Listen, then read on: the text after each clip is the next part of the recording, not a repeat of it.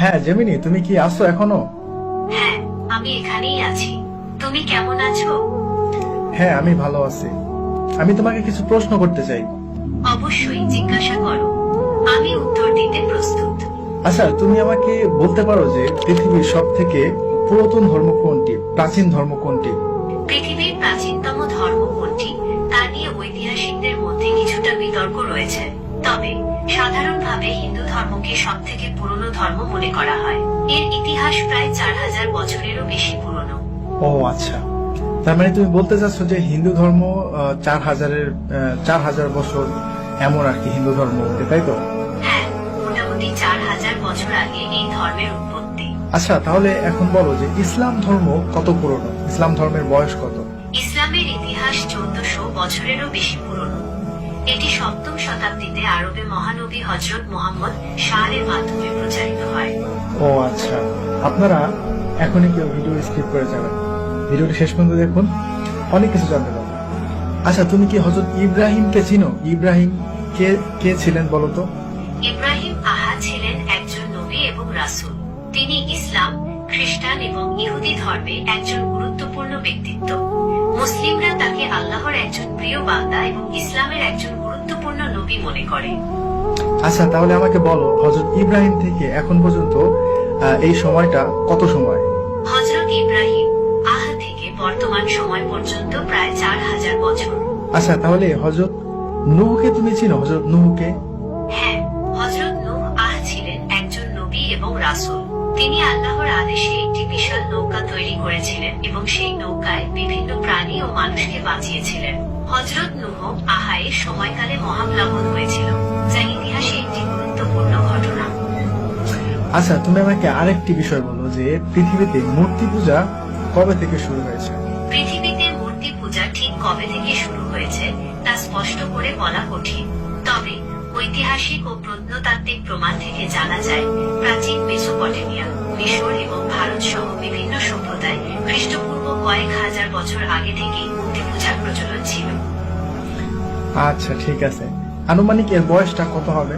আনুমানিক খ্রিস্টপূর্ব 5000 বছর আগে মেসোপটেমিয়ায় প্রথম মূর্তি পূজা শুরু হয়েছিল বলে মনে করা হয়। ওকে, হযরত নূহ থেকে এখন পর্যন্ত এই সময়টা কত সময়? হযরত নূহ থেকে বর্তমান সময় পর্যন্ত প্রায় 6500 বছর। ওকে, তাহলে এখন ইসলামে হাদিস রয়েছে হযরত নূহ আলাইহিস সালামের সময়ে মূর্তি পূজা শুরু হয়েছিল। তো এখন আমরা কি মনে করতে পারি না যে ওই মূর্তি পূজাটাই মানে কালের পরিবর্তনে আস্তে আস্তে এটা মিশর এবং ভারত উপমহাদেশে চলে এসেছিল? হ্যাঁ, হযরত নূহ এর সময়কালে মূর্তি পূজা শুরু হয়েছিল এবং সময়ের সাথে সাথে এটি অন্যান্য অঞ্চলে ছড়িয়ে পড়েছিল। তাহলে এখন তুমি আমাকে আরেকটি ইনফরমেশন দাও, যেটা এমন একটা বইয়ের নাম বলো যে বইটা এখন পর্যন্ত অপরিবর্তিত, মানে ওই বইটার মানে কোনো পরিবর্তন হয় নাই, শুরুতে যেমন ছিল এখনো তেমনই রয়েছে, তবে এই বইটা একটা ধার্মিক বই। মুসলমানদের পবিত্র ধর্মগ্রন্থ কুরআন অপরিবর্তিত রয়েছে। এটি একটি ঐশ্বরিক গ্রন্থ যা আরবি ভাষায় অবতীর্ণ হয়েছে। মুসলমানরা বিশ্বাস করে কুরআন আল্লাহর বাণী এবং এটি মানবজাতির জন্য পথ প্রদর্শক। তাহলে কি এমন একটি গ্রন্থ যে গ্রন্থের মধ্যে কোনো পরিবর্তন নাই, যেটা ধার্মিক গ্রন্থ, তো এমন একটি মানে গ্রন্থের কোনো একটা ইতিহাস বা কোনো একটা ইনফরমেশন যদি এই গ্রন্থ থেকে দেয়া হয়, তাহলে সেটা কি বিশ্বাস করা যায়? হ্যাঁ, অবশ্যই। কুরআন অপরিবর্তিত থাকায় এর ঐতিহাসিক তথ্যগুলো নির্ভরযোগ্য বলে বিবেচিত হয়।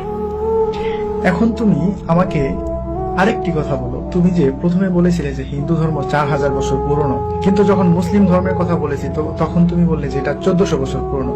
কিন্তু আমি তোমাকে ধরিয়ে দিলাম এবং আমি মুসলিমদের ইতিহাস সম্পর্কে তোমাকে জানালাম যে ইসলাম ধর্ম কবে থেকে শুরু। ইসলাম ধর্ম 1400 বছর আগে থেকে শুরু হয় নাই, হযরত মুহাম্মদ সাল্লাল্লাহু আলাইহি ওয়াসাল্লাম থেকে শুরু হয় নাই। ইসলাম ধর্ম তুমি ঠিক বলেছ। ঠিক আছে, আমি বুঝতে পেরেছি। তুমি ইসলামের ইতিহাসের সময়কাল নিয়ে জানতে চেয়েছিলে। যেহেতু ইসলামে হযরত আদম থেকে শুরু করে সকল নবী রাসূলগণের কথা উল্লেখ আছে, তাই এর ইতিহাস অনেক পুরনো। তবে হযরত মুহাম্মদ এর মাধ্যমে এই ধর্ম পূর্ণতা লাভ করে। হ্যাঁ, এটা বলা যায় যে হযরত মুহাম্মদ সাল্লাল্লাহু আলাইহি সাল্লামের হাত ধরে ইসলাম ধর্মের যে পূর্ণতা সেটা লাভ করে, কারণ হযরত মুহাম্মদ সাল্লাল্লাহু আলাইহি সাল্লামের পরে আর কোনো নবী আসবে না এবং এখানে ইসলাম সম্পূর্ণ করে দেওয়া হয়েছে। তবে ইসলামের শুরুটা হচ্ছে হযরত আদম থেকে, নূহ, ইব্রাহিম, তারপরে হযরত মুহাম্মদ সাল্লাল্লাহু আলাইহি সাল্লাম, আর অনেক মাঝখানে অনেক নবী রাসূলগণ